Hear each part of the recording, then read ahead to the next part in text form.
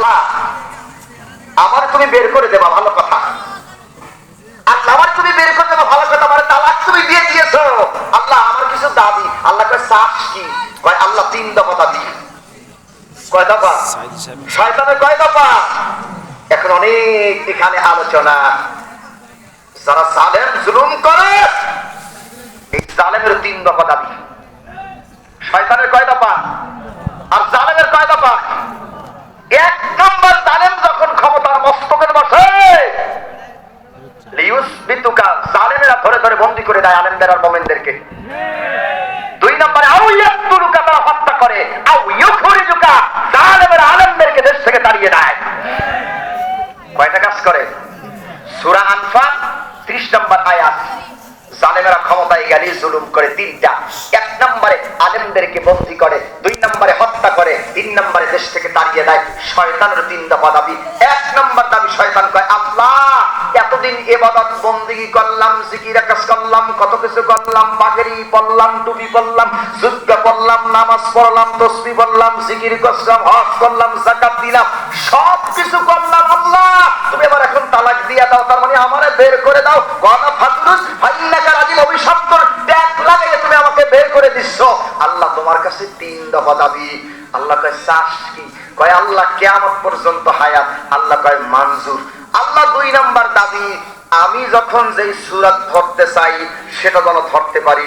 যদি সেই সূরা না ধরি, তাহলে জামাই আর বউতে যখন আমি ঝগড়া লাগাবো, রাস্তা দিয়ে দেখে যখন মানুষ দেখবে ওই তো জামাই বউতে ঝগড়া লাগাইয়া, ভাই ভাইয়ে দ্বন্দ্ব লাগাইয়া শয়তান যাচ্ছে, আমার তো আশ্রয় ভাইয়া ফেলাইবে। আল্লাহ যখন যেই সূরা ধরবো সেটা যেন ধরতে পারি। আল্লাহ কয় মঞ্জুর। আর 3 নম্বর দাবি, আল্লাহ সামনে থেকে পিছন থেকে যেন ধোঁকা দিতে পারি, ইহদিনাস সিরাতাল মুস্তাকিমের পথে যেন আমি বসে থাকতে পারি, তোমার যাতে করে জান্নাতে বান্দারা না যেতে পারে। আল্লাহ কয় তাও মঞ্জুর। শয়তানের কয় দফা দাবি? কয় দফা? কয় দফা? শয়তানের 3 দফা দাবি। তারপরে আল্লাহ কইলেন কুলনাহবিতু মিনহা জামিয়া, উভয় বেরিয়ে যাও। এখানে শয়তানে বোঝানো হয়েছেন, আদমকেও বোঝানো হয়েছেন। খুব গভীর মনোযোগ। জ্ঞানের দাম আছে, বুদ্ধির দাম নাই। নবীদেরকে আল্লাহ জ্ঞান দিয়েছেন, লোকমান রেও আল্লাহ জ্ঞান দিয়েছে। যারা আমরা এখানে আছি যদি জ্ঞানী হই, আল্লাহ আজকে আমাদেরকে ক্ষমা করে দেবেন। আল্লাহ আমাদেরকে ক্ষমা করে দিয়ে মুমিনের খাতায় নামটা লেখাবেন। আখিরি মোনাজাতে জ্ঞানী হয়ে তাওবা করে কি আমরা বাড়িতে যেতে চাই না? চাই না? চাই না? আল্লাহকে ক্ষমা করবেন কিসের কারণে? জ্ঞানের কারণে। খুব গভীর মনোযোগ। আল্লাহ শয়তানকে বুদ্ধিজীবী হওয়ার কারণে 3 দফা দাবি দিয়ে আল্লাহ শয়তানকে বের করে দিয়েছেন। আদমকে আল্লাহ তাআলা ডাকলেন, আদমকে ডেকে বললেন ইয়া আদম উসকুন আনতা ওয়া যাওজুকাল জান্নাতা ওয়া কুলা মিনহা রাগাদান হাইসু শিকতুমা ওয়ালা তাকরাবা হাযিহিশ শাজারাতা ফাতাকুনা মিনাজ জালিমিন। ও আদম, ওই দেখো জান্নাতের একটা গাছ, ওই যে দেখো ওই গাছটা, ওখানে যেও না, ফল খেও না। যদি যাও জালেমের অন্তর্ভুক্ত হয়ে যাবে। আদম আলাইহিস সালাম আল্লাহ নিষিদ্ধ বৃক্ষের কাছে চলে গেলেন। স্বামী এবং স্ত্রী উভয় তারা ফল ভক্ষণ করলেন।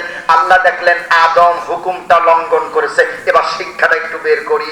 শয়তানও আল্লাহর হুকুম অমান্য করেছে, তার মানে সিজদা করে নাই। আর আদমকে আল্লাহ নিষেধ করছেন গাছের ফল খাইতে, আদমও খেয়ে ফেলছে। তাহলে শয়তানও আল্লাহর হুকুম লঙ্ঘন করেছেন, আদমও আল্লাহর হুকুম কথা লঙ্ঘন করেছেন। কিন্তু আদম হুকুম লঙ্ঘন করার কারণে জান্নাতে গেলেন, আর শয়তান আল্লাহর হুকুম লঙ্ঘন করার কারণে জাহান্নামে গেলেন। কেন বলবো?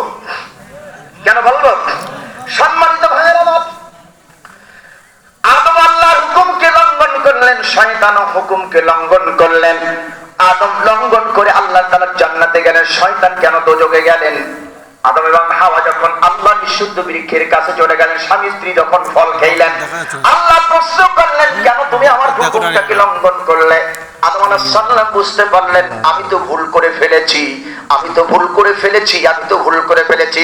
এখন আমি শয়তানের মতো বুদ্ধিজীবীর মতন আল্লাহর সামনে যুক্তি দাঁড় করব না। আগুন উপরে যায় মাটি নিচে যায়, এই যুক্তি আমি দাঁড় করব না, যেহেতু আমি ভুল করে ফেলেছি। আমি একজন আদম, আমি আল্লাহ তাআলার একজন নবী বা একজন মানুষ। আমি এখন আল্লাহ তাআলার কাছে যুক্তি দাঁড় করব না শয়তানের মতন। আমি আমার মস্তককে নত করে দেব, আমি বিনয় হয়ে যাব। আদম আলাইহিস সালাম তার ভুলকে বুঝতে পেরে তিনি বিনয় হয়ে কাঁদলেন, রব্বানা যালামনা আনফুসানা ওয়া ইল্লাম তাগফির লানা ওয়া তারহামনা লানাকুনান্না মিনাল الخاسرين সবাই বলেন ربنا آتنا في الدنيا حسنة وفي الآخرة حسنة وقنا عذاب النار ربنا আমাদের প্রতিপালক জনম না জুলুম করেছি আমার আত্মার উপরে অতারহামনা তুমি যদি এখন রহম না করো আর রহম করলেই হবে না রহম করবা করুণা করবা দয়া করবা নইলে পড়লা না কুনান্না মিনাল খাসিরিন ক্ষতিগ্রস্ত হয়ে যাব ধ্বংসগ্রস্ত হয়ে যাব আসেন বন্ধুগণ এখন শিক্ষাটা একটু বের করি আদম ভুল করার পর তার মস্তককে নত করে আল্লাহর কাছে তওবা করেছেন আল্লাহ তওবা কবুল করে নিয়ে আদমকে মাফ করে দিয়েছেন শয়তান তওবা করে নাই সেই জন্য আল্লাহ মাফ দেয় না আমার প্রিয় গাইবান্ধা পলাশবাড়িবাসী এবার 2 নাম্বার শিক্ষাটা আমি এখান থেকে আপনাদেরকে